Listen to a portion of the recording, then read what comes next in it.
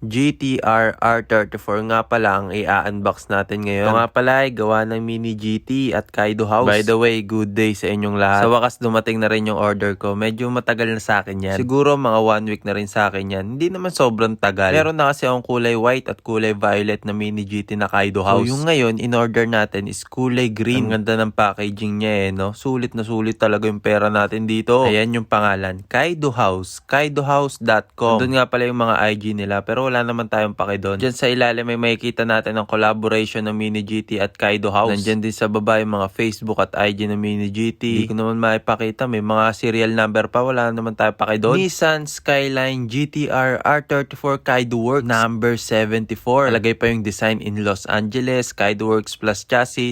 Chassis. Ewan ko basta. Alloy metals at opening hood din yung nakalagay. Kaya naman syempre bubuksan na agad natin yan. Habang binubuksan ko nga pala hinihiling ko na Siyempre, sana chase ang makuha natin. So, bakit nga ba chase ang gusto natin makuha? Kasi ang chase ay katumbas ng super treasure hunt sa Hot Wheels. Or rare talaga. Which means mataas yung value kaysa sa normal na price. Tingnan nyo yung nakalagay Pronouns grade D. The words great and eddy in strong swirling and current. Referring to the strong swirling intake air of turbocharger. Nakakabulol naman basahin. Pero anyways, buksan na natin. So, syempre, malungkot tayo, no? Malungkot talaga kasi hindi chase yung nakuha natin. Akala ko pa naman chase yung makukuha ko kasi parang ramdam ko na chase talaga yung makukuha ko dyan eh. Okay, balik tayo sa pag-unbox. Okay lang naman kahit hindi chase. Pero sa loob-loob ko, syempre, mas gusto ko pa rin yung chase yung makukuha natin. Pero okay lang talaga. Gandang-ganda talaga ako sa packaging nila. Parang ewan ko, pero ang ganda talaga kahit hindi siya acrylic. Isa talaga ang Mini GT sa mga 1/64 scale na brand na nire-recommend ko sa inyo. I mean, tingnan nyo tong Kaido House na to, di ba? Palong panalo. Grabe naman tong casting nito. Napakahalimaw. Yung wheels, rubber, yung kulay, ang ganda. Naman pa yung casting, panalong-panalo talaga. Tsaka man, tingnan nyo yung details nito, 'di ba? Sobrang ganda. Tingnan nyo yung taillight, grabe naman. Yung tambucho, yung decals, ay panalo talaga. Kaya nire-recommend ko talaga tong Mini GT. Grabe talaga yung decals, pati yung interior design, panalong-panalo talaga. So ito, ina-attempt kong buksan tong hood kasi 'di ba na-open naman yung hood nito. Nahirapan ako buksan kasi syempre ang liit niya, tsaka baka magasgas. Ay, yung casting, baka masira syempre. Pero nabuksan pa rin natin. Tingnan mo naman, no? Grabe talaga. Panalo talaga to. Hindi ko masyadong naipakita yung headlight niya. Pero I swear, maayos at maganda rin syempre. Yung emblem ng GTR kita kahit na maliit. Kaya okay pa rin. Ganun din yung bumper niya. Grabe, panalo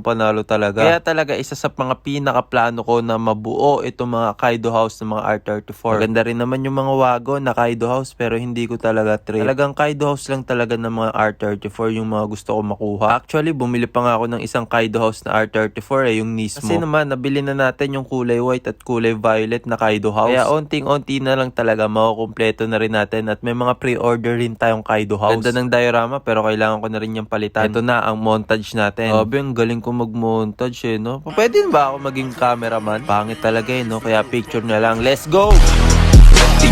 Fuck me cause they know my cutty. I'm smoking dope.